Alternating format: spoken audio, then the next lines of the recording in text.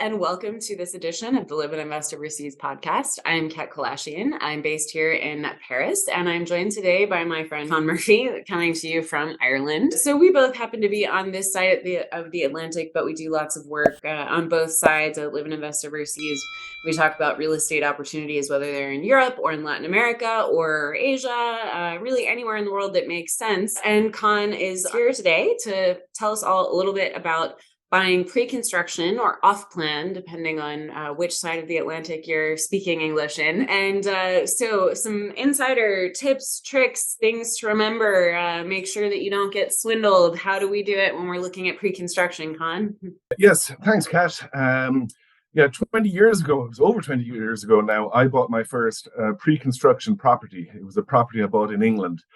And I really wish I knew then what I know now. I bought from a person I knew, and I got swindled. So in the 20 years since, I've bought several other pre-construction properties, and it can be an excellent way of creating equity, of leveraging the money you have, and it can be very lucrative if you follow the necessary steps. If you don't, there's there can be a lot of risk in buying pre-construction. So to start with, really, is what is buying pre-construction? It literally means you buy you buy a condo or a house before it's built.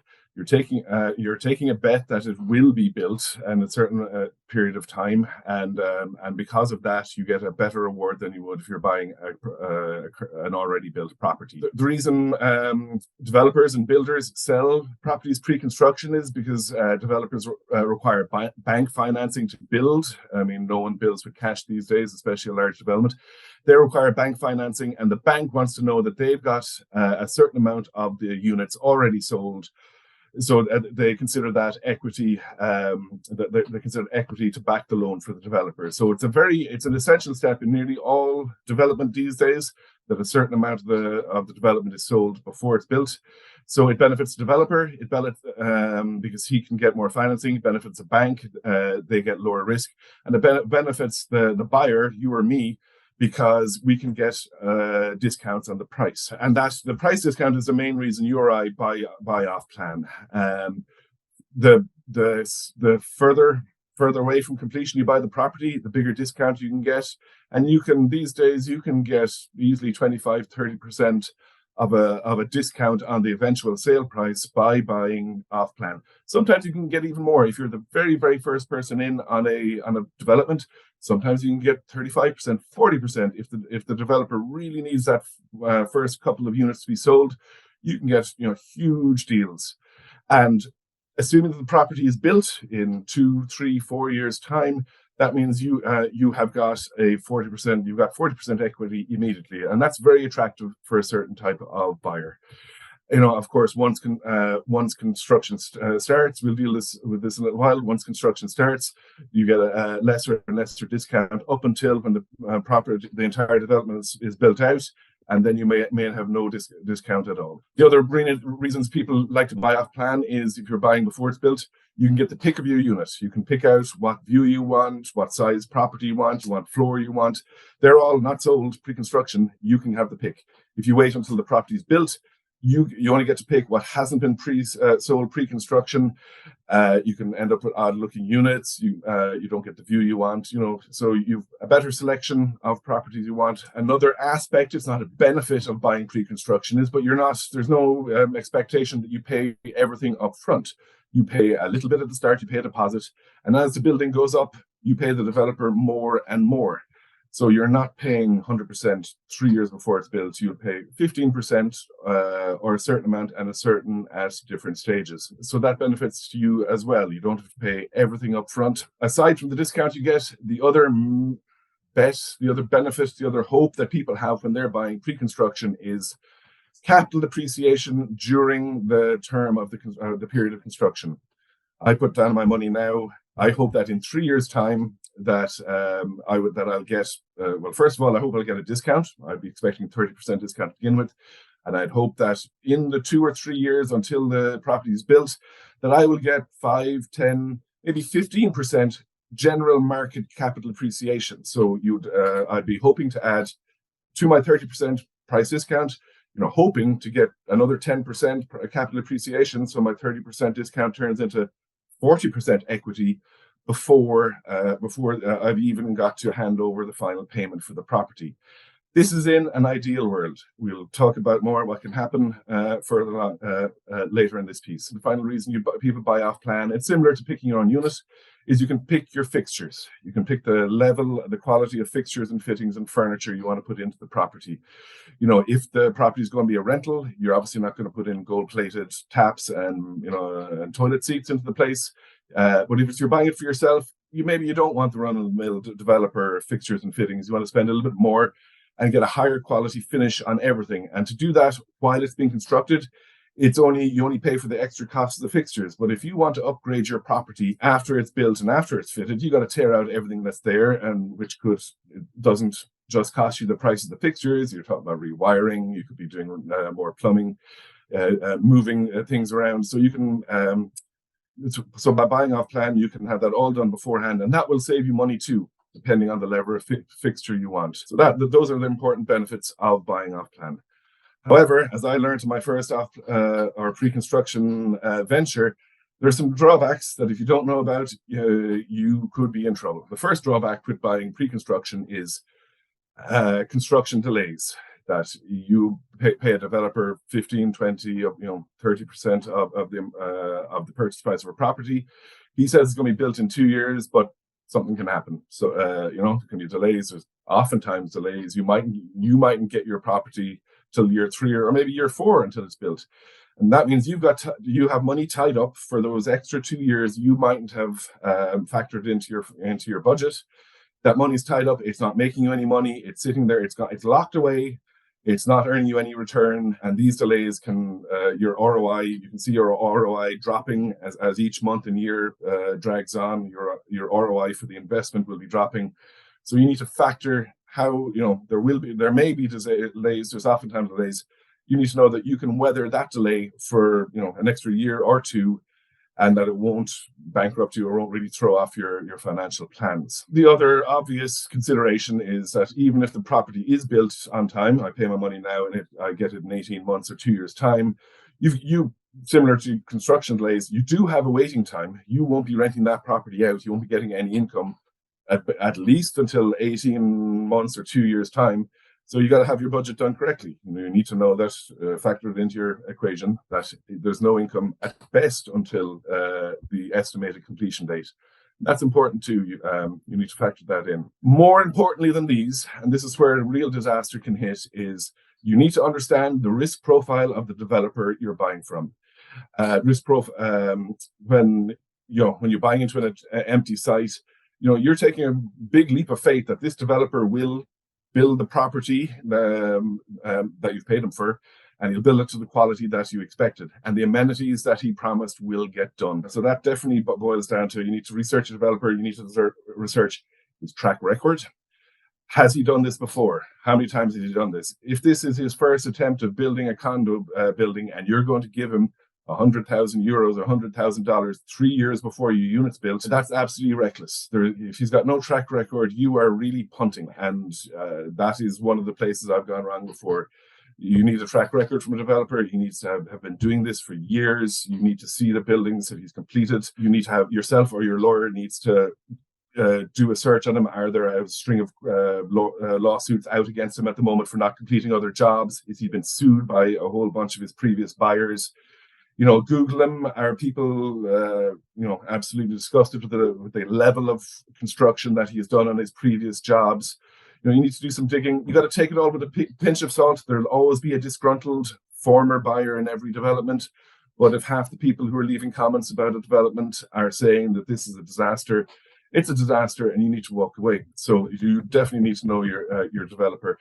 You need to know he's got the financing to complete the job, which we're going to mention now in a moment. Another thing to be very aware of when you're getting into a pre-construction is there can be market issues in the meantime. There's no guarantee that, I mentioned you're hoping for a discount and capital appreciation. There's absolutely no guarantee that the market will keep going up or even remain stable. You can buy pre-construction now and the market can tank next year. And by the time you've got to complete your property, you could have negative equity. You could have lost the 20% discount you got already, and the market could have fallen further. Obviously, we hope this doesn't happen, but you certainly have got to be aware that markets can soften, markets can tank in the time between when you've paid your money and when you get the keys to the property. And you need to be sure that you can weather that. You need to make sure that you're not relying on the capital appreciation in the meantime to actually make the deal work for you. And also and really what happened to me in England all those years ago was the changing local finance rules in the time. I bought off plan with the promise that in 2 years' time, that the 30% equity that I had baked into my sales price, that would be enough for the banks to consider as my down payment, that I could just step into the loan. I wouldn't have to make a 30% down payment because I had 30% equity because I got a discount, and I could just start paying the mortgage on the 70% that I'd borrowed. The rules changed in the meantime, or I'd been told that the rules were different than they were. And suddenly the banks wouldn't consider this. They insisted that I had my own money, skin in the game. They wouldn't give me the loan. I had to go through short-term financing situations. And I lost money on that deal. Even 6 years later, when I sold it, I lost money on that deal. So markets can change just as easily as developers can fail, and you need to be aware of that. With all that said, don't let these issues put you off. If you do this correctly, buying pre-construction is a great way of creating instant equity, of leveraging your money, of putting a solid foundation on a financial plan. So we've got to describe how much risk. It boils down to how much risk you're willing to take on yourself. There's roughly 3 phases in buying pre-construction. I mentioned earlier, buying early pre-construction, that's when there's nothing there on the site. You've got a brown building site. The developer is desperate for the first few buyers in there, and he's offering 20, 25, 30%, 35% discounts just to get a name on a contract to bring to the bank. This is obviously the riskiest time to be buying pre-construction. The developer he owns the site, he's got nothing else there. It'll be the longest time period until you get your unit in your hand. That means it's the longest risk period that something can go wrong. The developer can go bad, the bank can go bad, the market can go bad. So because you're taking a bigger risk, you're getting the bigger discount at that stage. So that's a high risk, high reward time to buying in. And that's 2 years to 18 months before the property is expected to be ready for you. Then there's the medium or the mid-phase construction, phase 2. This is the foundations are in, buildings going on. The developers secured his initial finance from the banks to get the ball rolling. Walls are going up, risk is coming down at the same time. Every brick that goes up, your risk goes down a tiny bit. So at this stage, game is in play. The developer isn't as desperate. You would be looking at hoping to get between 15 and 20% discount from the developer because there's less risk. But if the developer walks away at this stage, you've just got a half-built building. But less risk, less reward at this stage from buying off plan. And then the final stage. This final stage doesn't always happen. It's called the remnant phase. Just when the developer is he's finished most of the condos, or he's finished all of them and he's selling them out, or he's just finishing off the amenities like the park or the green area and stuff like that. He may decide to, before everything is done and dusted, he may decide to sell off the last few units. The bank might be pressuring him to sell the last few units. He might have another job going on and he doesn't want to be fiddling around with the last few units. He just wants to get a shot of them. At this stage, the developer might go to the realtors and offer, 5, 6, 7, maybe up to 10% discount. Because he wants a shot of them, he wants out, he wants his money, and he wants to move on to the next one. So you could get 5 or 10% a few months before keys are handed over. There's practically no risk at this stage. The only risk is that there could be an extra few months delay of you getting your keys, the building's built. So you won't be able to rent it out for 6, or if things go wrong, 12 months. But the building's built, there's no risk, so you only get a small reward for that. So those are the 3 phases. It's up to you how much risk you want to eat at a particular time.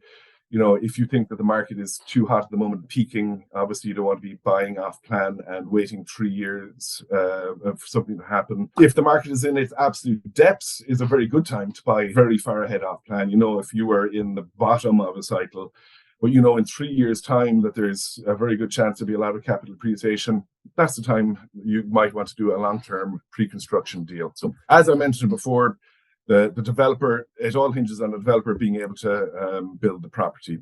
mentioned before, the track record of the developer is absolutely paramount. We've looked at how you can reduce your risk with that, especially getting your lawyer to do a background check on them. The next consideration when you're looking at doing a deal with the developer is, does he allow assignable contracts? This was very, very common 20 years ago when I was getting into it first. Sometimes now developers don't want you doing this. Developers, that's where you pay your money now. I pay my 30% now. And 6 months before it's built, I flip it. I sell my contract. I don't have a building, I don't have keys, but I just sell my contract onto someone else who at a 5% discount, and I keep the 25%. The benefit of this to me is I never have to compete on the deal. I never have to go to the bank and get the other 70% financing or 80% financing I need to close the deal. I never have to pay the developer for the other 70%. I never have to pay stamp duty. I never have to pay lawyers. I'd flip it. There's my contract. I assign it to you. Please give me 15 or whatever amount of equity that I've built in that contract in that time. Obviously, some developers allow you to do this. Other developers don't want you because you're kind of eating you're eating their lunch for them. They want to be the ones, obviously, selling their units, the guys at the full rate or at the slightly discounted rate. They don't want you undercutting them. So you'll have to figure that out in your contract or agree with that beforehand. And flipping or assigning your contracts is oftentimes one of the biggest benefits, especially when you're starting out. And getting finance, maybe in a foreign country, isn't really an option for you as a foreigner. Assignable contracts are paramount for pre-construction. Another thing you need to be very aware of, and this is what kind of stung me early on too, was fraudulent valuations. The guy I bought my first property from, they gave me a valuation of the property, said it's at this level, it's worth £200,000. This reflects a 30% discount. It's really worth 260. Here's the valuation. I look at, I saw it. I paid over my money based on that. Turns out it wasn't all. The thing was worth, was only worth 200,000. And I was getting no discount. I was buying at the price it was going to be worth in a year and a half's time when it was completed. So by the time I paid off all of my money, I just got the normal retail rate. So I was behind the ball. But I hadn't done my due diligence. I hadn't talked to realtors in the area. I hadn't looked around to see what else was available, not only in the surrounding areas. I didn't really price the other units in the building. I was the greenest idiot that you could have come across. So I made all the mistakes. And luckily, 6-7 years later, when I sold the property, I broke even. It washed its face, but it was a long time for me before I recovered from that silly mistake. I didn't do my basic due diligence, and it fell back on me, my own fault. The other real doozy of a scam that wasn't me they're stung with, but my parents bought a condo in Croatia about 20 years ago now, well before Croatia was just starting on the map. They got a great deal. There was several blocks around this green space, which had parks and trees and all this. My parents did not check to confirm who owned the green space. So 10 years ago, the developer got in trouble. Got in financial trouble. And then my parents found out that he had retained ownership of the green spaces. It hadn't been handed over to the HOA. So the developer turned around and tried to sell it to another developer to build more condos in between all the other condo buildings there. So their green space was going to basically turn into a high-rise ghetto. So all the condo owners in the development had to band together to turf out 15 grand each. And there was a couple of hundred of these units to buy the green space, their own green space, back from the developer, because none of them had thought to make sure that they owned their own green space, that it was in the contract when they signed it all those years ago. And that was a real stinker. And because of the laws in Croatia at the time, or however the deal was worded, they had no comeback. They had to suck it up, and it was a painful experience for them. So this is why you need a good lawyer every time, and especially when you're in a foreign country, to go through all of these contingencies. There's small print and there's smaller print in countries, and there could be laws you don't even know about.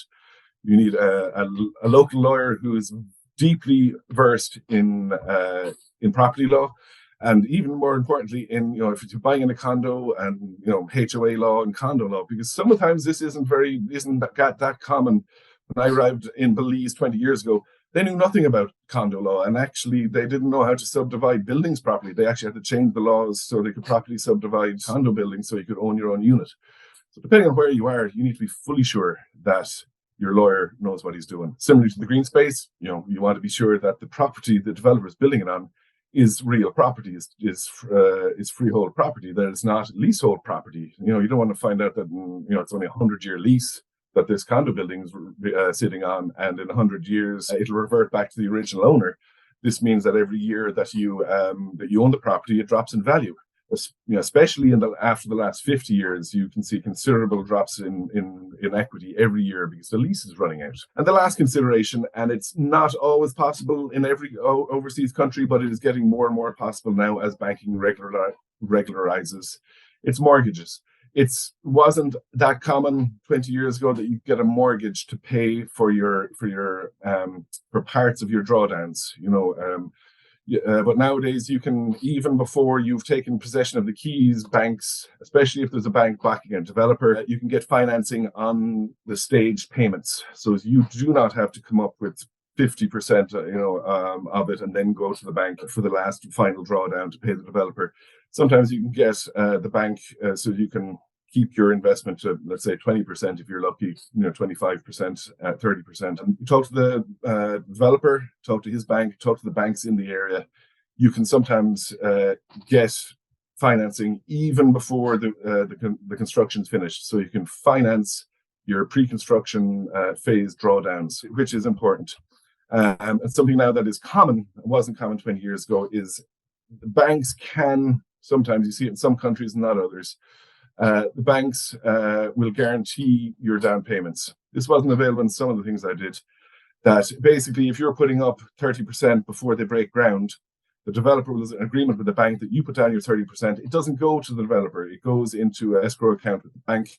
So if the developer does go belly up, that you do get your money back. This is important, so the developer hasn't spent it by the time you find out that the whole deal is gone. So this would be my final advice. If it's available in country, you insist you have it, and if you're looking at any development, you ask if it's available.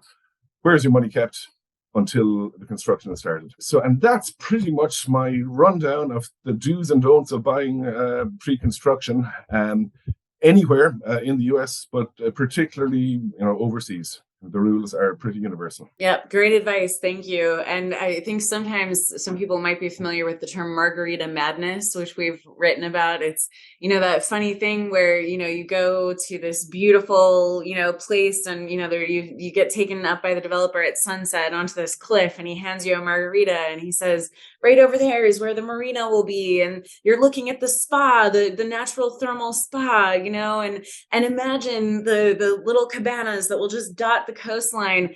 And that's all great. But you should only pay, as we say, for what you see. And if what you see isn't actually there yet, the price reflect that. Absolutely. And that's a crucial point. And I forgot, I left it out. Thanks, Kat. That, it's the old expression, buy what you see. And obviously you're not buying a grey building site at the beginning, but it's very important that you need to be happy that should the developers, swimming pools, cabana, community center, whatever marina, whatever the developer is promising you while he's pouring alcohol down your throat, right? You need to be happy that if the marina doesn't happen, that the price you're paying now, that if you just get your villa or if you just get your condo or a piece of land, or the piece of land, the price you pay down to begin with, and this is where the phase payments help, that you don't pay 100% up front. The price you pay at the beginning, if the developer gets hit by lightning tomorrow, are you happy you've still got value in it? If you paid 20% down and all you've got is an empty lot, if you were promised a house, if the developer is gone tomorrow, is your value still there? Yes, obviously, if you build out the whole thing, if you make all your payments at 100%, you've got the marina. Yes, it'll be worth a certain amount. But yeah, if it's just a condo and there's no green spaces and no swimming pools and no amenities, you still have value at the end of the day. And that's a crucial one. And your local realtor will be able to help you, or your realtor or your local advisors or yourself with enough research to be able to tell you roughly where that point is. Excellent advice. Thank you, as always, Con. And we will leave it there for today, but we will hear back from Con again very shortly, I'm sure. Thanks for joining us today. And don't forget to subscribe to the channel and also to Overseas Property Alert if you're interested in hearing more about investing in real estate overseas, whether it's for investment or personal use. Happy trails.